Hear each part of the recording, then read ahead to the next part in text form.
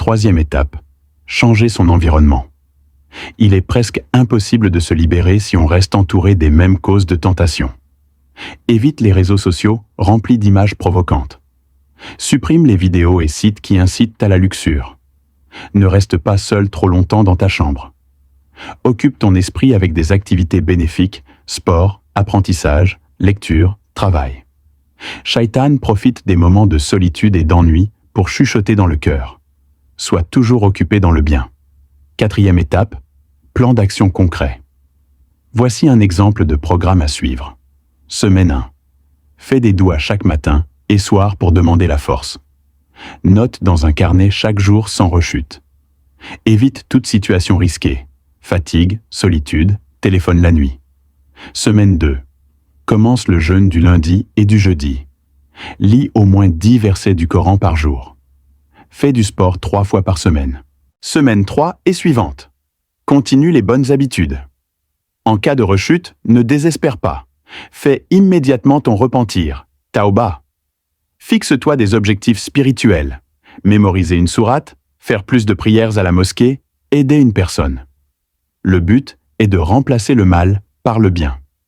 Cinquième étape, le repentir sincère, Tauba.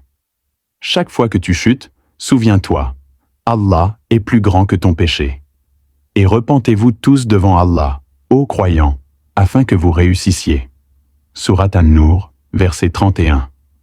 Les conditions du repentir sincère sont 1. Regretter le péché. 2. Cesser immédiatement. 3e. Se promettre de ne pas recommencer. 4e. Multiplier les bonnes œuvres pour effacer les fautes passées. Allah aime ceux qui se repentent, même s'ils retombent, car chaque retour vers lui est une preuve d'amour et de foi. Dernière étape, patience et persévérance. Le changement ne vient pas en un jour. Il faut de la patience, sabre. Chaque fois que tu résistes à une tentation, Allah inscrit pour toi une récompense immense. Et ceux qui luttent pour notre cause, nous les guiderons certes sur nos sentiers. Sourate Al-Ankabut, verset 69. N'abandonne jamais. Chaque combat compte. Chaque effort rapproche de la victoire. Dans le chapitre suivant, nous verrons comment prévenir la rechute, éduquer les jeunes à la pudeur et instaurer une culture de maîtrise et de pureté dans la société musulmane. Chapitre 5. Prévention et éducation. Introduction. Prévenir vaut toujours mieux que guérir. Si la masturbation s'est tant répandue parmi les jeunes musulmans aujourd'hui, c'est parce qu'ils ont grandi dans une société qui banalise la débauche et ignore la pudeur, al-haya. L'islam, lui, enseigne la prévention dès le jeune âge, en guidant l'individu vers la pureté, la discipline et la maîtrise de soi. Le prophète a dit « La pudeur ne produit que du bien ». Bukhari et Muslim. C'est cette pudeur, cette conscience d'Allah, taqwa, qu'il faut restaurer dans les cœurs pour éviter la chute. L'éducation à la pudeur dès le jeune âge. Les parents ont un rôle essentiel. Ils doivent parler tôt de la pudeur à leurs enfants, sans honte, mais avec sagesse. Surveiller l'accès à Internet et aux écrans, qui exposent très tôt les jeunes à la pornographie. Encourager les prières, le jeûne et la lecture du Coran, car ces pratiques purifient le cœur et éteignent les désirs. Créer un climat de dialogue. L'enfant doit pouvoir poser des questions sans crainte d'être jugé. Une bonne éducation spirituelle empêche beaucoup de dérives à l'âge adulte. Le rôle de la société et des éducateurs. Les écoles, les mosquées et les associations doivent participer à cette prévention. Organiser des conférences sur la chasteté et la gestion des désirs. Promouvoir des activités sportives et communautaires pour occuper la jeunesse. Lutter contre la pornographie en sensibilisant sur ses dangers. Créer des groupes de soutien pour ceux qui veulent se libérer de la dépendance. L'objectif est de bâtir une communauté qui valorise la pureté, non la tentation. L'importance du mariage. L'islam ne rejette pas les désirs, mais les oriente. Le mariage est la voie légitime et noble pour répondre à ses besoins naturels. Le prophète a dit « Le mariage fait partie de ma tradition, sunnah. Celui qui se détourne de ma tradition n'est pas des miens. » Ibn Majah. Encourager les jeunes au mariage, les aider financièrement, simplifier les cérémonies et lutter contre les exigences inutiles sont des moyens puissants pour réduire la tentation. Le contrôle de soi et la conscience d'Allah, taqwa. Aucun conseil ne sera efficace sans la taqwa, c'est-à-dire la conscience d'être toujours observé par Allah. Celui qui se rappelle qu'Allah le voit même lorsqu'il est seul n'osera pas commettre un péché caché. Ne sais-tu pas qu'Allah voit? Sourate Al-Alaq, verset 14. Entretiens cette conscience en multipliant. La prière de la nuit, Qiyam al-Layl. Les invocations sincères. La lecture quotidienne du Coran. Enseigner la vraie valeur du corps. Le corps n'est pas un jouet, c'est un dépôt confié par Allah. Le croyant doit en prendre soin, le protéger du haram et l'utiliser pour adorer Allah. Quand le jeune comprend que son corps lui sera demandé en compte le jour du jugement, il apprend à le respecter. Le jour où ni les biens ni les enfants ne seront d'aucune utilité, sauf celui qui vient à Allah avec un cœur saint. Sourate Ash-Shu'ara, versets 88 à 89. Conclusion du chapitre. Prévenir la masturbation, c'est former une génération consciente, disciplinée et connectée à son Créateur. C'est semer la lumière dans les cœurs avant que les ténèbres du désir ne s'y installent.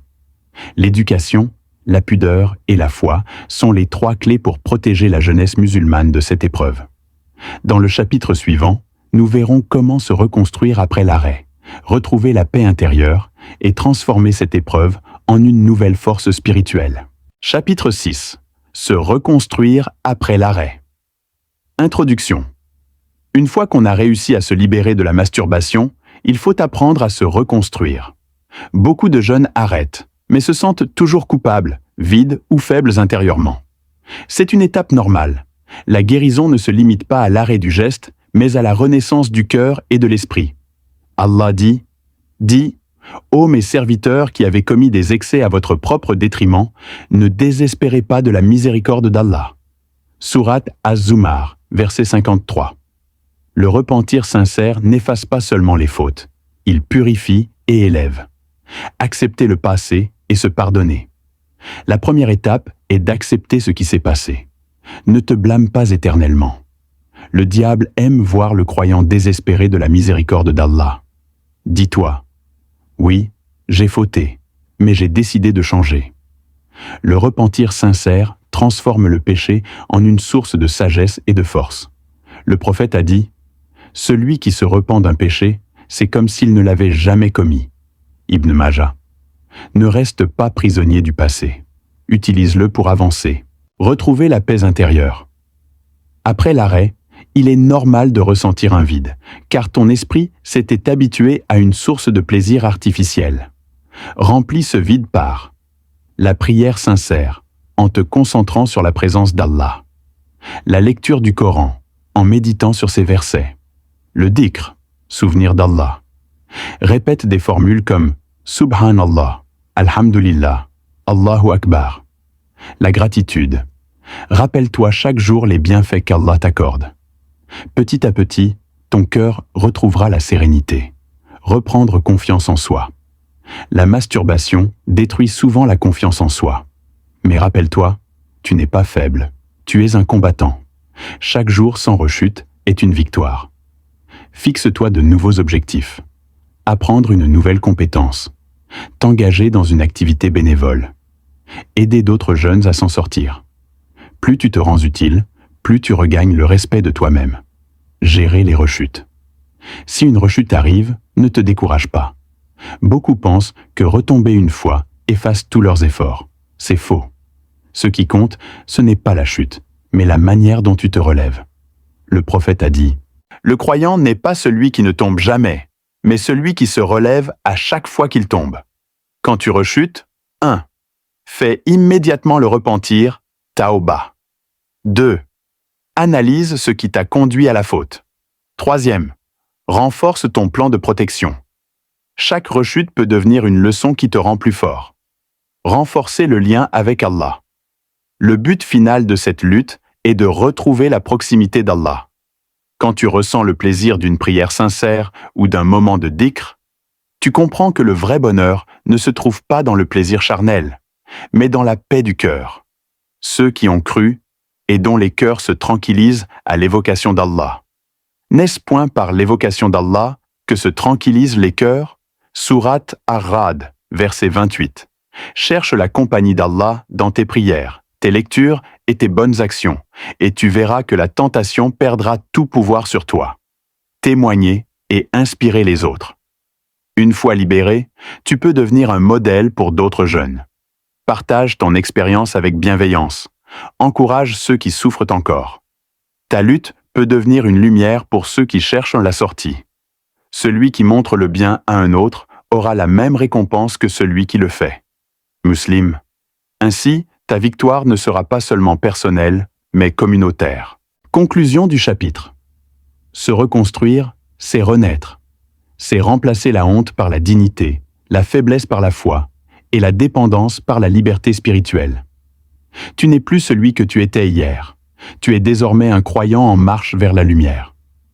Dans la conclusion du livre, nous résumerons les leçons essentielles, les encouragements à retenir et un message d'espoir pour tous ceux qui veulent triompher de cette épreuve par la foi et la persévérance.